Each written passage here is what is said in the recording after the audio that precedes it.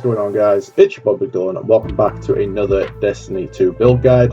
This is going to be the final version of the Volatile Lion build that I did for the Warlock and then the Titan. This is for all of the Hunter mains out there. I managed to get this thing working on Hunters really effectively as well.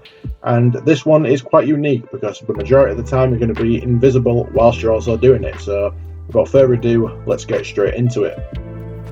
So moving into the subclass, we're going to be using NIGHTSTALKER, which is going to be Mobius Quiver for the super. This is my personal preference as it deals a ton of damage in PVE. For the dodge, I have Gambler's Dodge. You can actually go whichever one you want. If you prefer the reload or the smoke if you dodging the enemies, it's completely up to you, but personally I go Gambler's Dodge.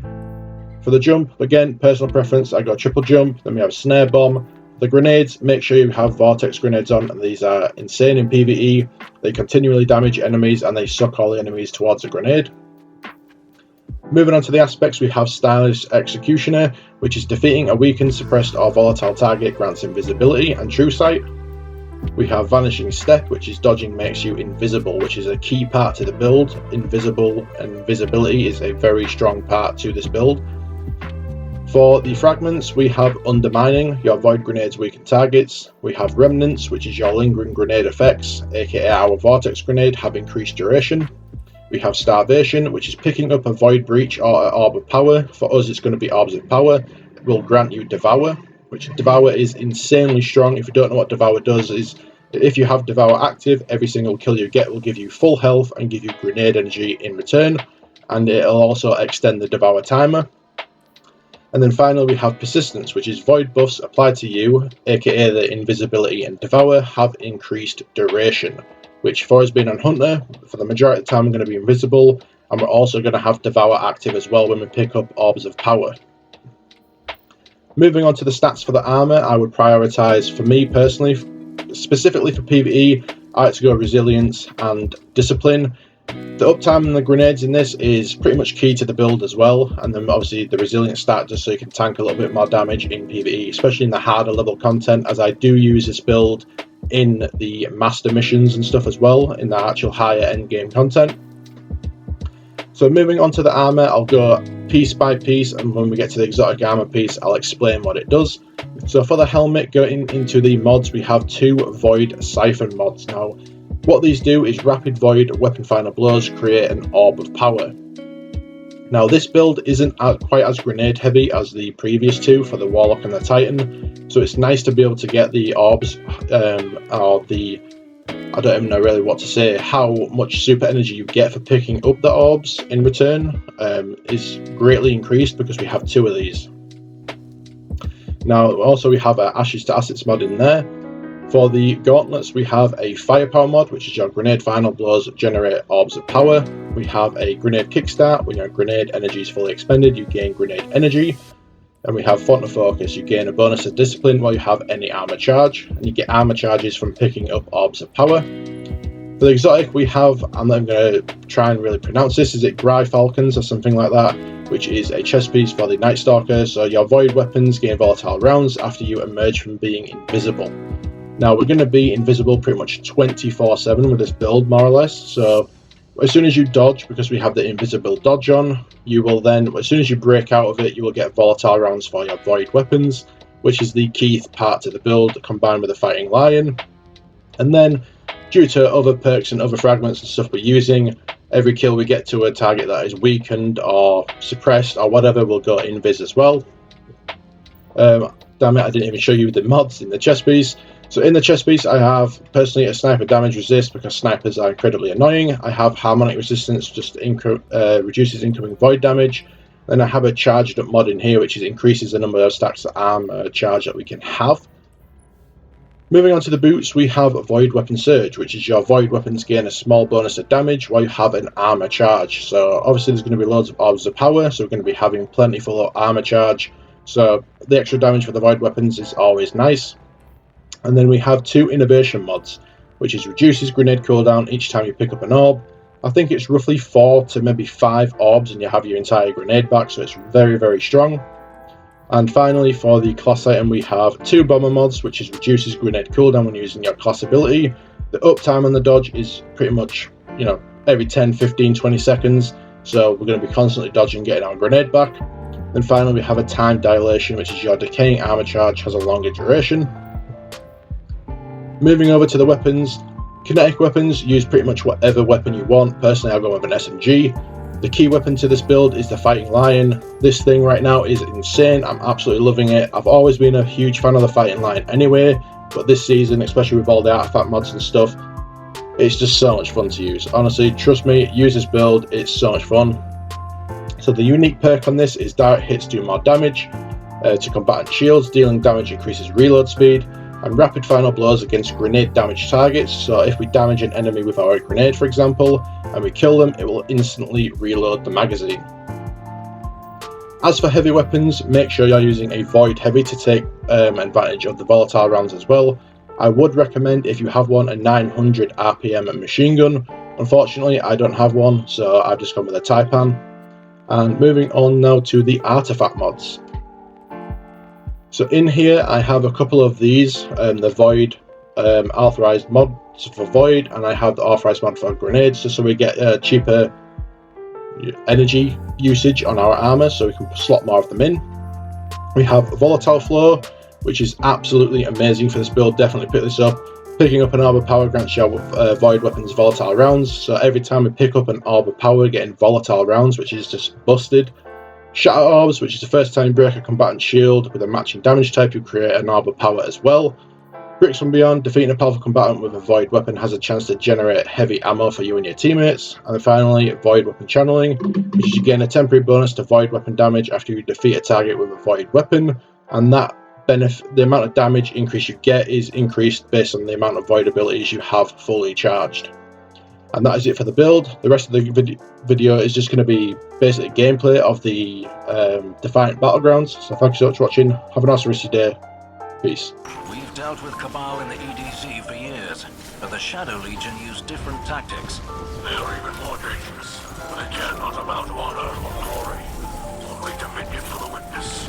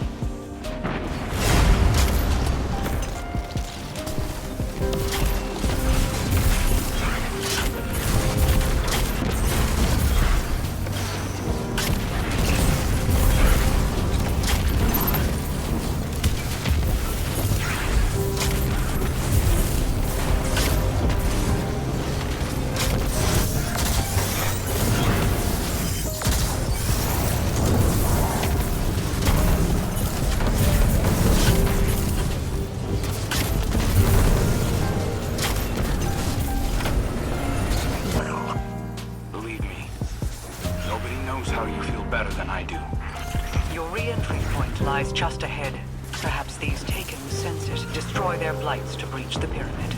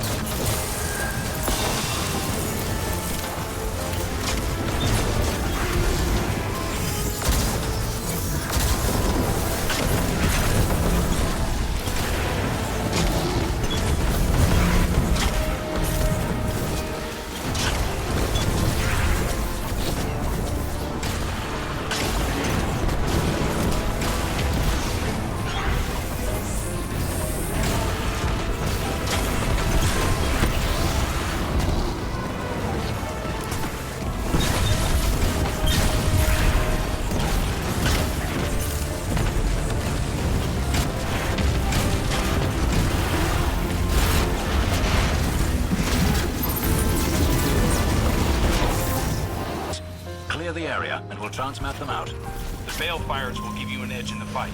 Use them to consecrate the taken essences.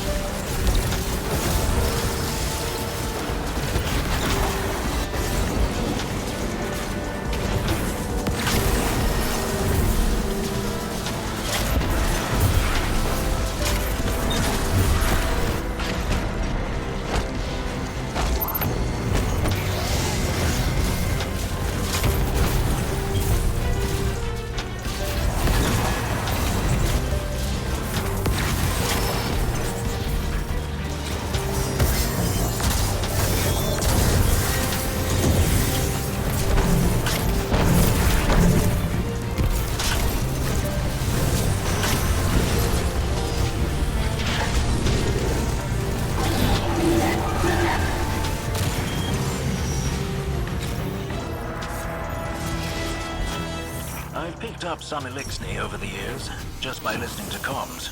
Some Cabal, too. The Shadow Legion, I don't know how to describe it, but there's something different about their affectation. A nuance in the dialect?